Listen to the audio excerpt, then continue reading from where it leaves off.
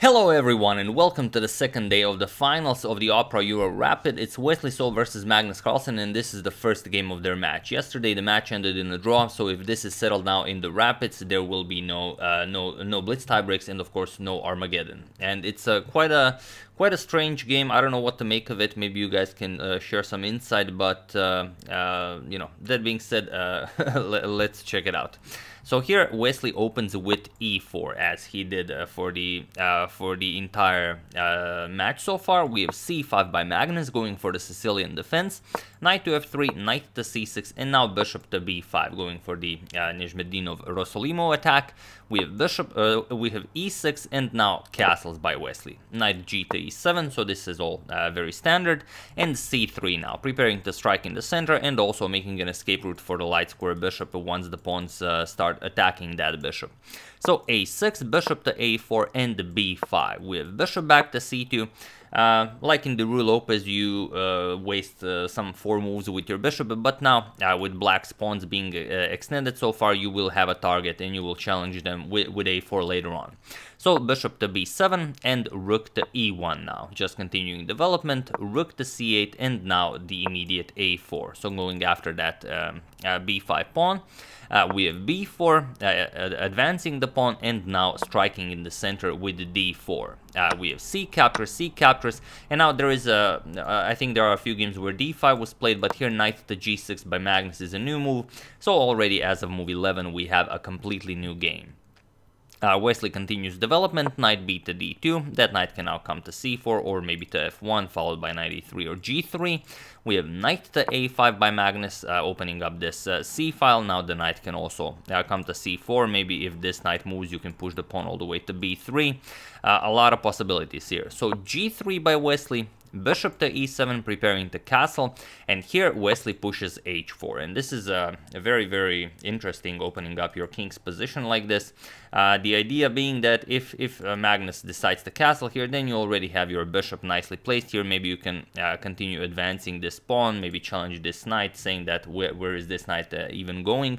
And I think Magnus was very, very unimpressed with his position here, and he didn't really take all that much time. He considered what to do here for a little bit, and then he decided to sacrifice a piece, and he played bishop captures on h4.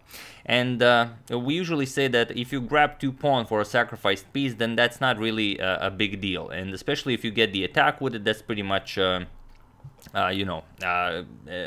in itself. But here not so much, because Wesley accepts the piece. We have g captures on h4, knight captures on h4, and queen captures on sorry, that's a king, and queen captures on h4. And now you might think, all right, there's definitely compensation here. The bishop slices the board in half. I mean, the queen is very nicely placed here. I can castle, play f5, maybe open up the f file for my rooks. I can maybe bring the rook into the attack. A lot of interesting ideas here, but there is one move that completely shatters Black's dreams, so feel free to pause the video and try to find this move for Wesley while I give you a couple of seconds. So for those of you who were able to do it, congratulations on not playing anything weird like knight to f3. And for those of you who just want to enjoy the show, it's rook to e3. This rook lift is the way to go, and rook lifts are often the way to go because the idea is next. We're gonna get to the idea, but I just want to show you how dangerous it is. For example, if you play something like knight to f3, you attack the queen, you immediately lose to something like queen to g4 check, king to h2, and now rook captures on c2, just removing the defender of this knight. So just to show you how there are a couple of very nice ideas here in the position. Okay, maybe it's not lost, but it is very unpleasant not to play this for white with this king loose like this. In a classical game, probably white holds this, but in a rapid game, it's very hard to say. But after queen captures on h4, Wesley plays the absolute strongest rook to e3, and now this is the idea. We have f5 by Magnus, striking in the center now, preparing to open up well, the f file, as the king will probably castle, and you want to do something about this bishop not being able to control this diagonal. So here, rook to g3 by Wesley, and now Wesley's plan becomes clear. Now the idea is, if the f file opens up and you try to grab this pawn, maybe play e3 and checkmate the white king, Wesley's idea was rook to g4. That's the idea of the rook lift. So you rook lift to do another rook lift. And now the thing is, the e4 pawn is attacked 3 times, you have to move the queen, and after this happens, bishop captures on e4, you completely eliminate this this bishop on b7, doesn't really matter what black does, and black's attack is gone.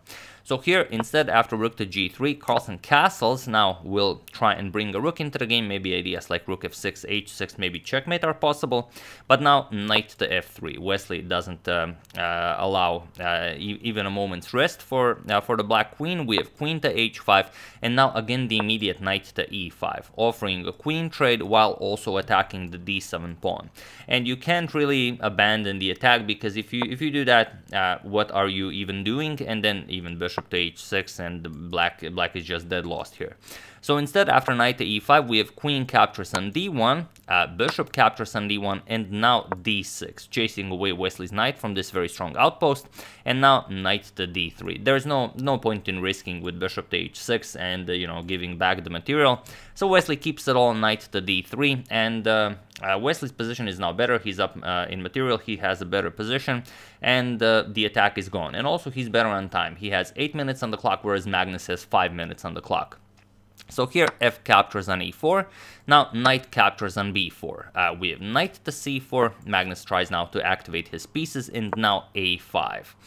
We have d5 here, cementing this knight on c4, but now what is this dark square bishop even doing? It's very hard to even imagine this bishop ever being a part of the game. You would somehow have to maybe shift it all the way here to do whatever, but it's very unlikely.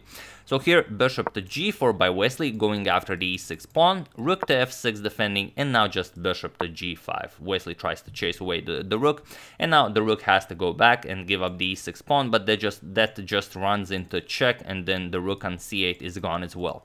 So here, Magnus played, not that obviously, Magnus played rook to g6, and Wesley just played bishop to h5, now challenging the rook again, and now the rook has nowhere to go. You have to pick up the bishop, which he did, captures, and after this captures on move 28, it was in this position that Magnus Carlsen resigned the game, as his position is just terrible after only 28 moves.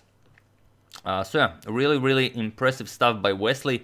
I have no idea what happened here, and if maybe Magnus just thought that having this beautiful bishop on this diagonal after this all this has been said and done, for example after h4, that his bishop on this diagonal would be compensation enough in this position here, and it does look very nice. I mean, why not? Maybe, if nothing happens, maybe you can even start pushing the pawns. But as you've seen, Wesley played every move by Wesley was the absolute strongest move recommended by the engine, so he did not flinch even for a moment, and it was enough to completely shatter Carlsen's idea and take the full point in the first game.